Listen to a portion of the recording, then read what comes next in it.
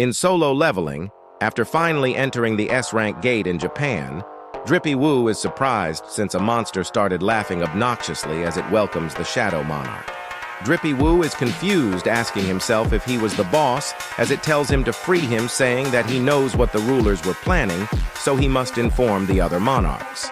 Rizzy Woo asks if those so-called rulers do this to him, which he responds saying they were trying to use him as a stepping stone to lay the groundwork for the real war that is to come.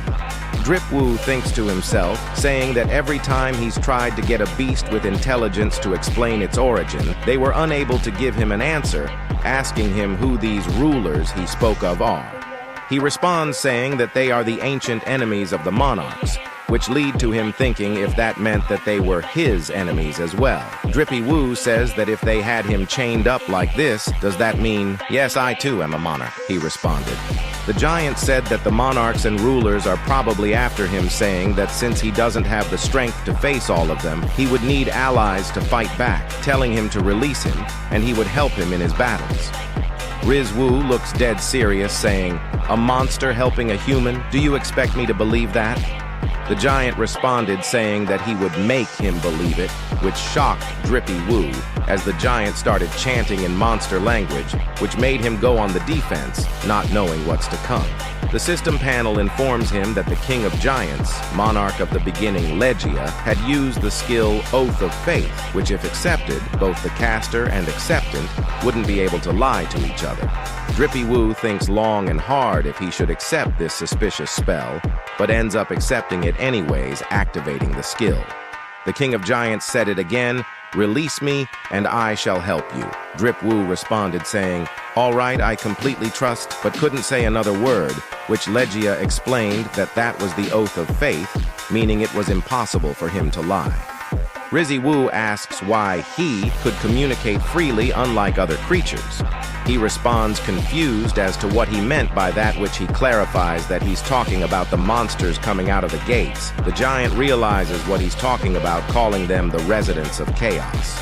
He responded saying he would ask him something instead. How could he consider that the residents of chaos are on the same level of comparison to a monarch that rules them? He then goes to explain that the monsters that come out of the gates, also known as residents of chaos, are all stragglers that have been captured by the rulers, and since they have been captured for an eternity, it's only normal for their consciousness to have been eroded. But he's a king unlike them, so he has maintained rationality, saying that he's been waiting all these countless years for the day he would finally be set free. Drippy Woo asks if the ruler's army he was talking about were the soldiers with silver armor and wings. He confirms it, saying that they were indeed the armies of the rulers. Drip Woo asked why exactly the rulers kept on sending monsters, no demons, to their planet.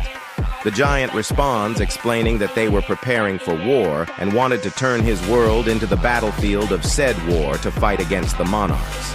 Drip Woo, still confused, asks, why would sending monsters turn the earth into a battlefield?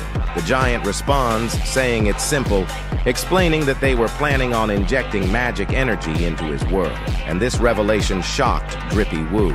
The monsters that emerged from the gates were considered disasters, while the magic energy that came from it was considered a blessing. This was something every hunter and civilian thought, since magic stones and magic gems were objects that hold magical energy, making it the current greatest source of energy in the world.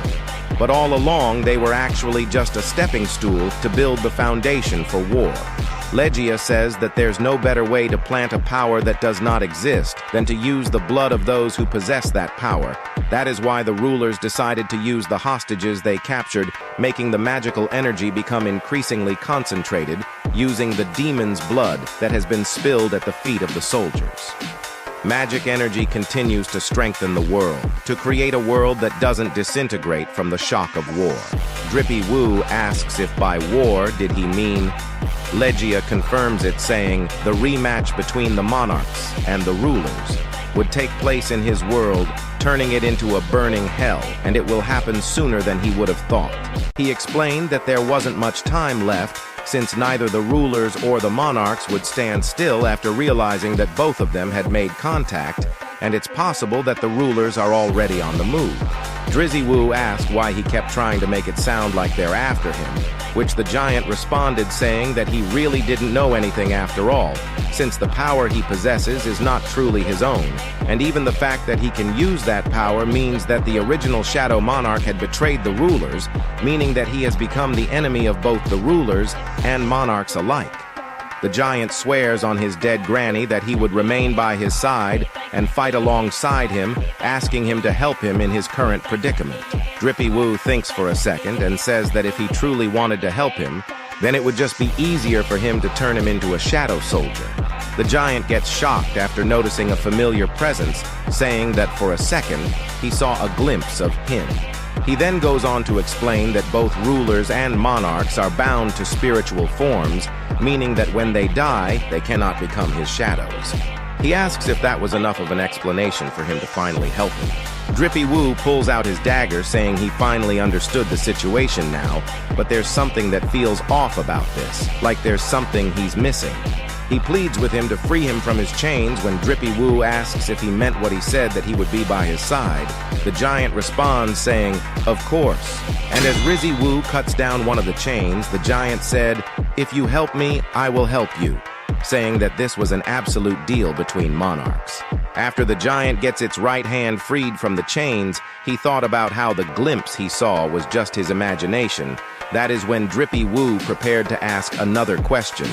"Are you on the side of the humans?" The giant refused to reply to this question, so he looks at him dead in the fucking eyes, asking, "Why are you silent?" and asks him if it was because of the oath of faith, which made it impossible for him to lie. Jinwoo notices the crystal on the giant's nape, saying that he knows that as long as it exists, he as well must be hearing the words of the rulers, which tell him to kill humans just like every other monster. The giant grits its teeth as he launches a surprise attack towards Jinwoo, though he manages to dodge his blow with minimal difficulty as he says, "The deal's off," stabbing the giant directly in the chest, saying that it was too dangerous to let him live since he could become a calamity to the world. On the brink of death, the giant responds, saying that he was mistaken. "The calamity is not me, it's you," and attempts to launch another attack, but he counters it, punching the living granny out of him. The giant coughs up blood and attempts to claw him again, but misses yet again, giving Papa Wu the opportunity to counteract by punching him right in the chest, making him spew even more blood.